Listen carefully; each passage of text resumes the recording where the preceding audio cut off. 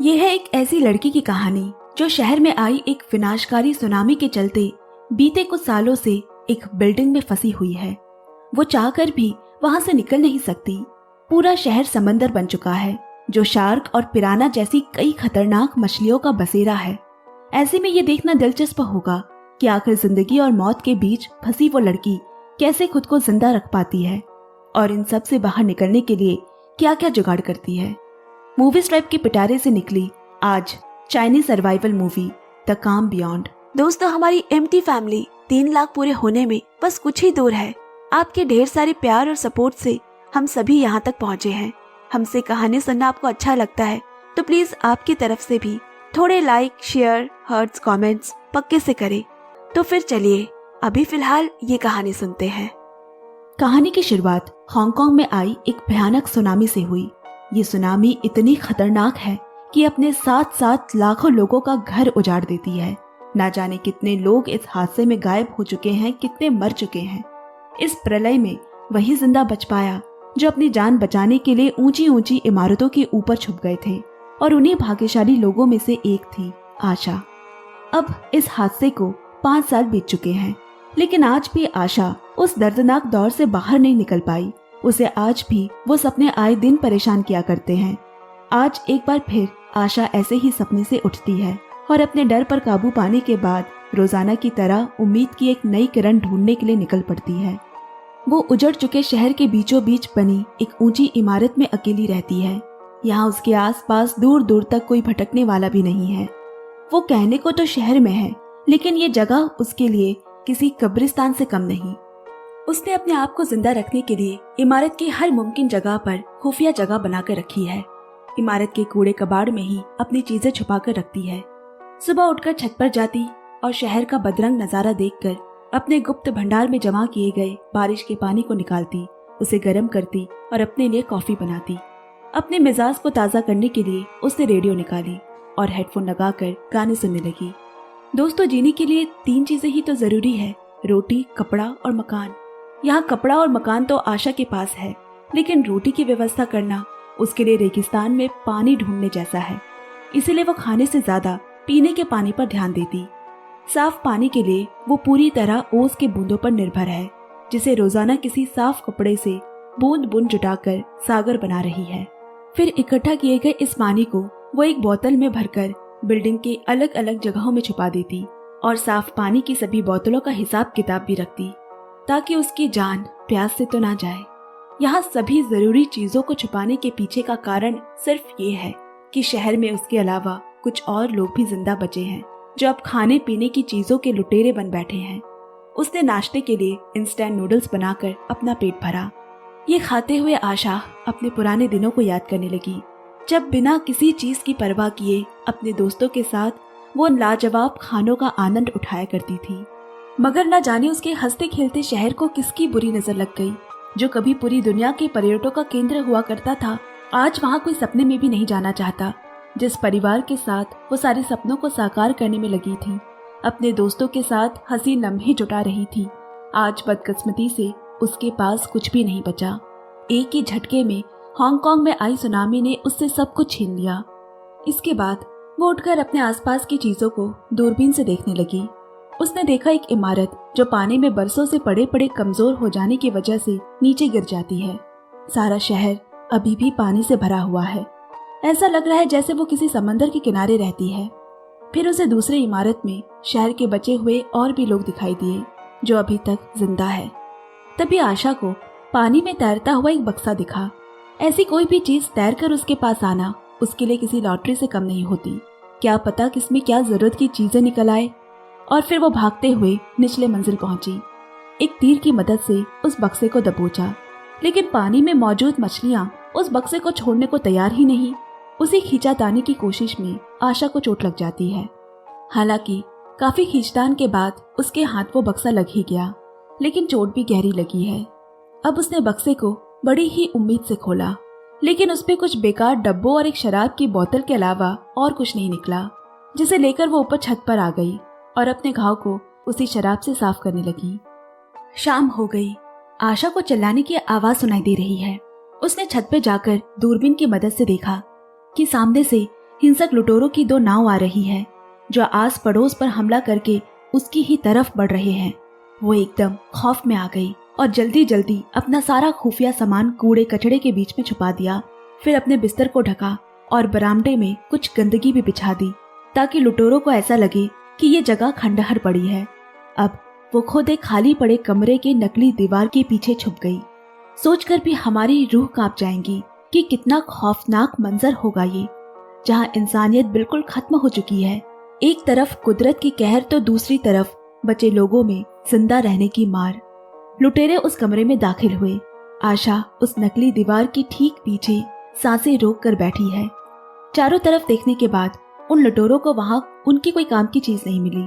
तभी एक बच्चे ने किसी हिलती हुई चीज पर गोली चला दी, मगर ये सिर्फ उसकी भूल निकली। लुटेरे वापस चले गए। आशा ने एक राहत की सांस ली, लेकिन इस हादसे से वो काफी सहम गई है। अपनी बहन के साथ बिताए पुराने अच्छे पलों को याद करते करते कब वो नींद के आगोश में आ गई, जहां फिर वो वही भयानक सपने देखने लगी जिसे वो दोबारा हकीकत में भी नहीं होने देना चाहती, क्योंकि हर बार सपने में वो अपने परिवार को अपनी आंखों के सामने डूब कर मरते हुए देखती है, जिन्हें वो बचाना तो चाहती है लेकिन बचा नहीं पाती। अगली सुबह आशा के हाथ एक और बक्सा लगा जिसमें से एक जैम का डब्बा निकला, जिसकी मनमोहक सुगंध उसके लिए किसी खुशी के पिटारे से कम नहीं थी। लेकिन ये खुशी सिर्फ चंद सेकंड के लिए रह गई जब उसने अपनी आंखों के सामने एक मरा बच्चा तैरता हुआ देखा। उसके तो डर के मारे होश उड़ गए। रात हो गई। आशा शांति से रोजाना की तरह अपने दिन गुजार रही है। सुबह से एक आवाज लगातार बिल्डिंग में आ रही है, लेकिन वो इस पर ज्यादा गौर नहीं कर रही। दरअसल ये आवाज एक घुसपैठिया की है जो आशा की आंखों में धूल झोंक कर घुस गया है और उसकी सभी चीजों को धीरे धीरे चोरी कर रहा है। आज भी आशा को वो आवाज आई और उसने उस आवाज की जांच पड़ताल की कि कहां से आ रही है आखिर ये आवाज, लेकिन कुछ हाथ नहीं लगा। मगर रोजाना हो रही इस खटर पटर से वो तंग हो चुकी है। उसे अपने अलावा किसी और के भी होने का एहसास हो रहा है। अब वो बाथरूम के सिंक के पास एक साबुन की टिकिया रखकर अपने कमरे में चली गई और यहाँ हमें वो शख्स दिखाता है जो और कोई नहीं बल्कि एक बच्ची है और आशा के जाल में फंस चुकी है। आशा ने उसे रंगे हाथों पकड़ लिया, पर तभी उस बच्ची ने आशा को मारकर उसका लालटेन लिया और दूसरे कमरे में जाकर छुप गई। असल में ये वही बच्ची है जो तैरकर आशा के यहाँ आई थी और आशा ने उसे मरा सोचकर छोड़ दिया था। वो बच्ची तैरते हुए यहाँ आ गई और फिर भूखे पेट को सुकून देने के लिए यहाँ वहाँ चीजें ढूंढने लगी, जिसकी आवाज आशा को कुछ दिनों से आ रही थी। सुबह उठकर आशा उस बच्ची को ढूंढने लगी। एक कमरे में उसे खाने के सामानों के छिलके दिखे, जिनका पीछा करते करते वो गलियारे से कमरे में जाती है, जहाँ वो बच्ची उसके लालटेन के साथ सोफे में बड़ी ही मासूमियत से सो रही है। आशा उस बच्ची को नहीं उठाती, क्योंकि कहीं न कहीं उसे भी पता है कि इसमें उसकी कोई गलती नहीं, और फिर उसे वहीं पर छोड़कर खाना बनाने चली गई। अब यहाँ जागने के बाद वो बच्ची फिर से खाने की चीजों को ढूंढने लगी। फिर उसे एक बोर्ड के पीछे आशा और उसकी छोटी बहन की कुछ पुरानी तस्वीरें मिली। तभी वहाँ आशा आ गई और अपनी बहन की पुरानी तस्वीर उससे छीनकर उसी बोर्ड के पीछे छुपा दिया। इसी बीच एक तस्वीर नीचे गिर जाती है। यहाँ आशा को देख अब तक वो बच्ची दोबारा भागकर गलियारे के नीचे पानी से भरे कमरे में जा छुपी। आज आशा की बहन का जन्मदिन है। अपनी बहन के लिए उसने नूडल्स बनाए हैं जो उसने उसी बच्ची को दे दिया। वो अपनी बहन के साथ बिताए जन्मदिन के बारे में सोचने लगी। एक बार की बात है, जन्मदिन पर उसके माँ बाबा ने उसका पसंदीदा हार उसकी बहन को तोहफे में दे दिया, लेकिन आज वो हार आशा के गले में दिखाई देती है जो उसने पहनी हुई है। खैर, पुराने यादों से बाहर आकर उसने देखा कि वो बच्ची नूडल्स खाने से मना कर रही है, पर वो कब तक बिना खाए रह पाएगी। आशा को भी अच्छे से पता है। वो नूडल्स वहीं पे रखकर अपने कमरे में चली गई और ठीक उसके जाने के बाद ही उसने वो सारा का सारा नूडल्स खा लिया, वो भी ऐसे मानो किसी ने बर्तन धोकर साफ कर रखा हो। इतनी भूख थी कि एक दाना भी नहीं छोड़ा उसने। अब अगली सुबह वो बच्ची आशा को शुक्रिया अदा करते हुए चुराए गए सारे खाने के सामान उसे लौटा दिए।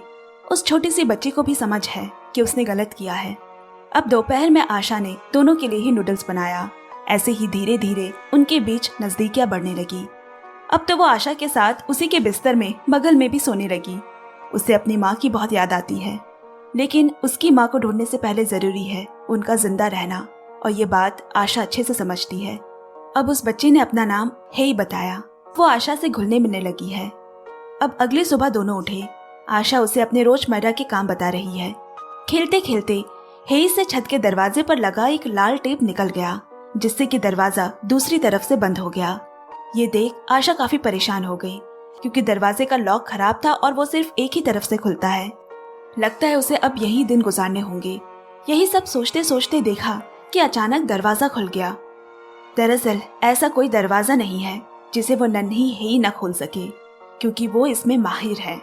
हेई की इस काबिलियत को जानकर आशा को काफी खुशी तो हुई, लेकिन उसे ये भी समझाया, यहाँ पर रखी हर एक चीज मैंने सालों से अपने हिसाब से सब कुछ करके रखा है।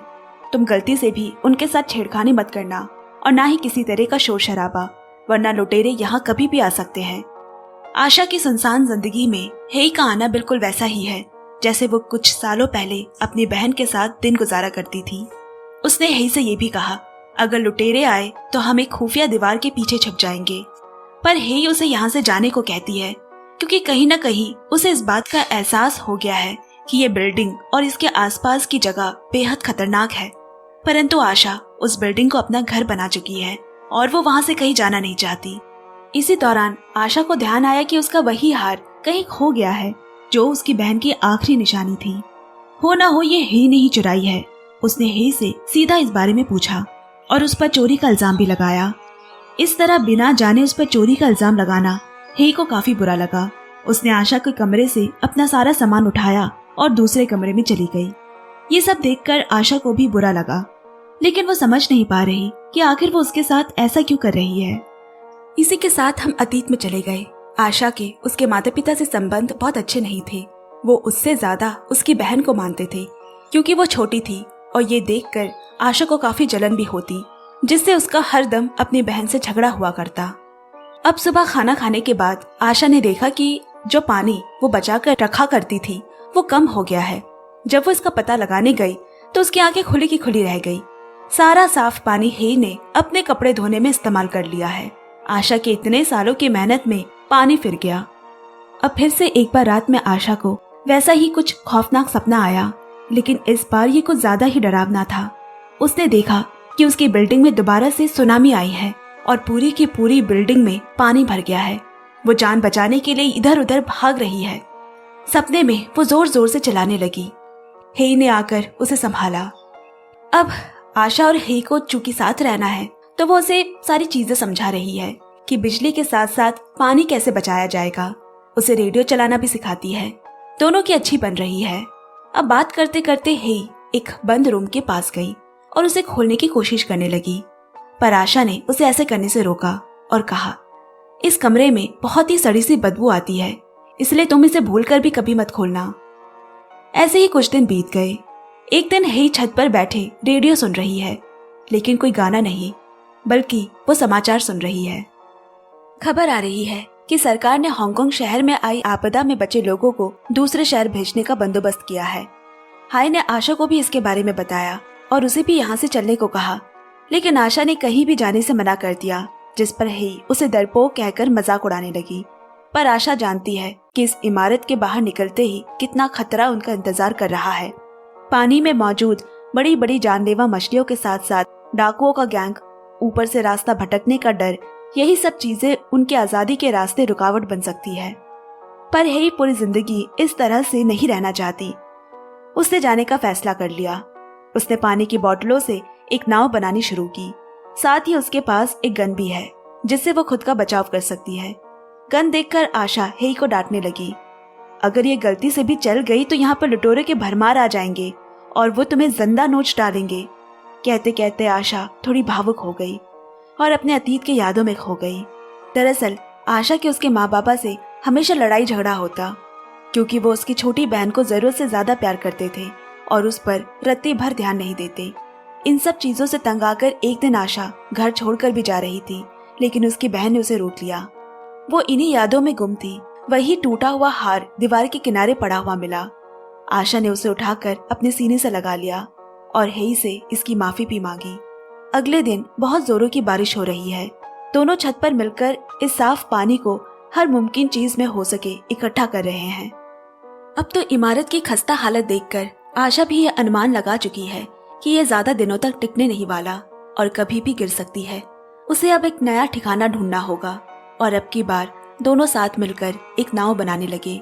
कहानी एक बार फिर अतीत में लौट चली। अब आशा घर छोड़कर जा रही है, जिसमें उसकी बहन भी उसका साथ दे रही है। और तभी भयंकर पानी का सैलाब आया और अपने साथ सब कुछ उजाड़ कर ले गया, जिसमें उसकी बहन भी थी। अपनी एक बहन को तो वो खो चुकी है, लेकिन अब एक और को खोने की हिम्मत नहीं है उसमें। हेई को वो अपनी बहन मानने लगी है और इसीलिए वही अपना पसंदीदा हार उसने हेई को पहना दिया, जो सिर्फ यही बताता है कि हेई उसके लिए क्या है। अब उनकी नाव बनकर तैयार हो चुकी है। वो सारे जरूरी सामान इकट्ठा कर रहे हैं। उन्हें जल्द से जल्द यहाँ से निकलना होगा। लेकिन गलती से हेई ने रेडियो चला दी और पास घूम रहे लुटेरे आवाज सुनकर उस बिल्डिंग में घुस आए। हेई की जान बचाने के लिए आशा ने उसे नकली दीवार के पीछे छुपा दिया और खुद उसी बदबूदार कमरे में चली गई, जिसे ना जाने कितने दिनों से खोला नहीं है। अब यहाँ लुटेरे घर में घुसकर तोड़फोड़ करने लगे और बदकिस्मती से हेई उनके हाथ लग गई। वो उन डाकुओं से उन्हें छोड़ देने की बात करती है, उनसे भीख मांगती है। उसकी जोर जोर से चीखने चिल्लाने की आवाज यहाँ आशा के कानों तक भी पहुंची, मगर वो इतनी ही डरी हुई है कि उसे कुछ समझ नहीं आ रहा है कि वो कैसे उसकी जान बचाए। इधर लुटेरों ने उनकी बनाई हुई नाव भी तोड़ दी, जो उन्होंने कितनी मुश्किलों से बनाई थी। अब आखिर में वो उस बदबूदार कमरे में घुसे जहां आशा छुपी हुई है। और इसी के साथ कहानी एक बार फिर उसी खौफनाक अतीत में लौटी, जब सुनामी ने उसकी बहन को छीना था। उस वक्त वो अपनी बहन को बचा नहीं पाई, मगर ये गलती वो दोबारा दोहराना नहीं चाहती और एक अलग ही जोश के साथ उसने अपनी गन निकालकर एक को मार गिराया। बाकी लुटेरे शोर सुनकर वहां पहुंचे, लेकिन तब तक आशा बिल्डिंग के दूसरे कमरे में छुप जाती है और चूहा बिल्ली का ये खेल शुरू हो गया। इसके बाद उसने एक दूसरे लुटेरे को अपने रोने की आवाज में कमरे तक बुलाया और फिर रस्सी खींचकर उसे पानी में गिराकर पीट पीट कर मार डाला और उसके पास पड़ा चाकू उसने उठा लिया। अब उसने दूसरे कमरे में पड़ा रेडियो चला दी, जिसकी आवाज से एक और लुटेरा उसकी जाल में फंस गया। उसने पीछे से उस पर चाकू से वार कर उसे भी मार डाला। अब एक महिला डाकू वहां आ पहुंची और बड़ी चालाकी से आशा ने उसे एक जलते हुए कमरे में बंद कर दिया। एक एक कर सबको मारकर अब उसका सामना डाकू के सरदार से हुआ। उसने उस पर भी चाकू से वार किया, लेकिन वो बच गया और दोनों के बीच एक जोरदार लड़ाई शुरू हो गई। सरदार आशा पर भारी पड़ रहा है, लेकिन आशा ने भी अभी तक हार नहीं मानी है। और तभी उसकी नजर सामने पड़ी लैंप पर गई, जिसे पकड़कर उसने कमरा अंधेरा कर दिया और फिर उसी अंधेरे का फायदा उठाकर उसने सरदार को भी मार डाला। इसके बाद आखिर में हाथ में बंदूक लिए एक बच्चा जो आशा के पीछे पीछे सीढ़ियों से ऊपर जाता है और जैसे ही वो छत पर पहुंचा, आशा दरवाजे के पास आकर उस खराब दरवाजे को लॉक कर देती है। वो रोने लग गया और उससे मदद की भीख मांगने लगा। आशा को भी उस बच्चे पर दया आ गई। उसने जैसे ही उसे आजाद करने के लिए दरवाजा खोला, लड़के ने गोली चला दी, जिसके बाद आशा उसे वहीं बंद कर नीचे चली गई। अब नाव में केवल एक आदमी ही बचा है जो इन सारी चीजों पर नजर रख रहा था। आशा ने होशियारी के साथ एक तीर उस शख्स पर चलाया, लेकिन किस्मत से वो बच गया और पानी में गिर जाता है। मौका पाकर हेई और आशा भी पानी में कूद गए। उस लुटेरे ने उन पर हमला करने की भी कोशिश की, मगर उससे पहले एक समुद्री जीव उसे खा गया। अब आशा और हेई फौरन उस लुटेरे के जहाज पर सवार हो गए और अपने एक नए सफर पर निकल पड़े। आखिर उनको वहां से एक न एक दिन निकलना ही था, मगर जिंदा रहने के लिए उसे इस तरह का संघर्ष करना पड़ेगा, इसकी उम्मीद आशा ने नहीं की थी। जब इंसान अपने डर पर काबू पा लेता है तो वो कुछ भी कर सकता है। आशा ने अपनी पूरी जिंदगी डर डर कर जी, छुप कर रही, लेकिन आज भी अगर वो अपने डर का सामना ना करती तो शायद हेई को भी खो देती और खुद भी जिंदा नहीं रहती। पिछले 5 सालों में ऐसा पहली बार हुआ है कि आशा को उस रात कोई भी भयानक सपने नहीं आए। उस रात वो सुकून की नींद सोई। और इसी के साथ ये कहानी तो यहाँ पर खत्म हो गई, लेकिन जाते जाते हमें ये सीख दे गई कि जिंदगी किसी के लिए भी आसान नहीं होती। मुसीबतें कभी न कभी किसी न किसी रूप में हमारा इम्तिहान लेने आती रहती है। जो शख्स इन मुसीबतों से बिना डरे इनका सामना करता है, वही तो बाजीगर कहलाता है। कहानी कैसी लगी कमेंट्स करके जरूर बताएं। मैं जल्द ही नई कहानी के साथ आपसे मिलती हूँ। तब तक keep listening, keep loving. Bye bye, love you, take care.